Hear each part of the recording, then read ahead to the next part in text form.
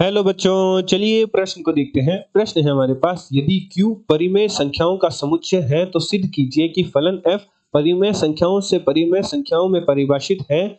जो संबंध fx बराबर हमें दे रखा है fx माइनस 3, जहां x का मान परिमेय संख्याओं से परिभाषित है, तो निम्न फलन हमारा एकेकी और आच्छादक फलन है, यह हमें सिद्ध करना है। तो चलिए सर्वप्रथम हम प्रश्न के लिए मुख्य अवधारणा लिखते हैं। मुख्य अवधारणा, तो मुख्य अवधारणा में हम सर्वप्रथम एकेकी फलन को परिभाषित करेंगे।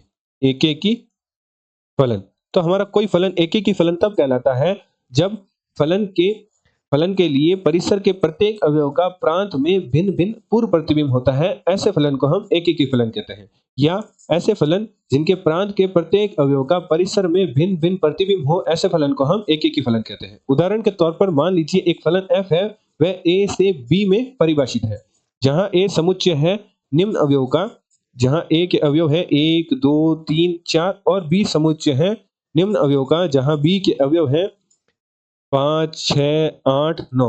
और फलन f यदि a से b में परिभाषित है तो a का समुच्चय फलन के लिए प्रांत का कार्य करेगा और b का समुच्चय फलन के लिए परिसर का कार्य करेगा। तो हमारा फलन f एकेकी फलन तब कहलाएगा जब प्रांत के प्रत्येक अवयव का परिसर में भिन्न भिन्न प्रतिबिंब उपस्थित हो, या परिसर के प्रत्येक अवयव का प्रांत में पूर्व प्रतिबिंब भिन्न भिन्न पूर्व प्रतिबिंब उपस्थित हो। उदाहरण के तौर पर मान लीजिए कि 1 का प्रतिबिंब है 6 पे, 2 का प्रतिबिंब है 5 पे, 3 का प्रतिबिंब है 9 पे, 4 का प्रतिबिंब है 8 पे।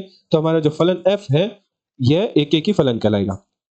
ऐसा नहीं हो सकता कि 1 का प्रतिबिंब 6 पे भी हो 5 पे भी हो, भिन्न भिन्न प्रतिबिंब होना चाहिए। प्रांत के प्रत्येक अवयव का परिसर के प्रत्येक अवयव पर भिन्न भिन्न प्रतिबिंब होना चाहिए, एक से अधिक नहीं होना चाहिए। तो ऐसा फलन हमारा एकेकी फलन कहलाता है। एवं हम कह सकते हैं कि एकेकी फलन के लिए भिन्न भिन्न अवयव के प्रतिबिंब भिन्न भिन्न होते हैं, तथा यदि प्रतिबिंब बराबर है तो अवयव भी बराबर होंगे। अर्थात यदि fx1 का मान fx2 के बराबर है, तो हमारा यदि फलन एकेकी है तो x1 का मान भी x2 के बराबर होना चाहिए। तो निम्न शर्त की सहायता से हम कह सकते हैं कि हमारा फलन है वह एकेकी फलन कहलाएगा। एवं अब हम देखते हैं कि आच्छादक फलन कौन से होते हैं। आच्छादक फलन, तो आच्छादक फलन की परिभाषा हमारे पास होती है, यदि फलन के सह प्रांत का प्रत्येक अवयव का प्रांत के किसी न किसी अवयव पर प्रतिबिंब हो, तो ऐसे फलन को हम आच्छादक फलन कहते हैं। उदाहरण के तौर पर पुनः मान लीजिए कि एक a फलन है, फलन f है, वह a से b में परिभाषित है, जहां a समुच्चय है निम्न अवयवों का। a के अवयव है 1 2 3 4 और b समुच्चय है निम्न अवयवों का, जहां b के अवयव है -1 3 4।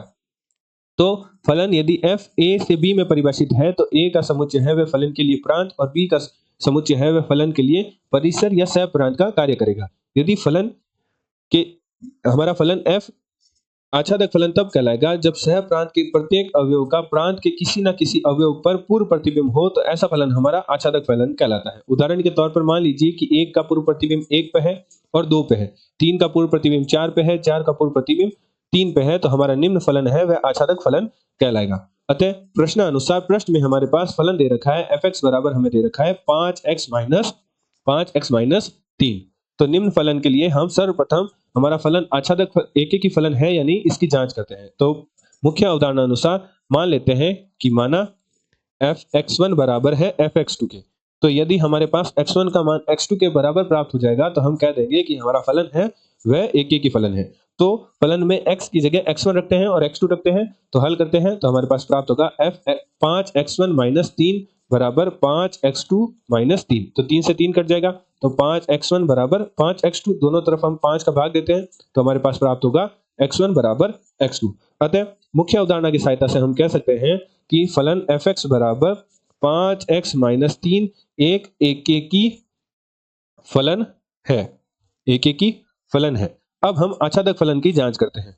तो प्रश्नानुसार हमारे पास फलन दे रखा है 5x बराबर fx बराबर 5x माइनस 3, जिसे हम y के बराबर मान लेते हैं, जहां y है वह परिमेय संख्याओं का समुच्चय है, y का मान है वह परिमेय संख्याएं हैं। जहां से हम x का मान निकालते हैं तो हमारे पास 5x बराबर प्राप्त होगा y प्लस 3, जहां से हमारे पास x बराबर प्राप्त होगा y प्लस 3 बटा 5।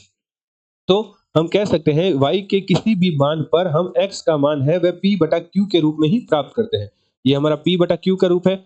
तो y के किसी भी मान पर हम x का मान है वह p बटा q के रूप में ही प्राप्त करते हैं। अर्थात हमारा x का मान है वह हमें परिमेय संख्या के रूप में ही प्राप्त होता है, अर्थात जो परिसर के प्रत्येक अवयव का प्रांत में जो प्रतिबिंब हमें पूर्व प्रतिबिंब मिल रहा है वह परिमेय संख्या ही मिल रही है।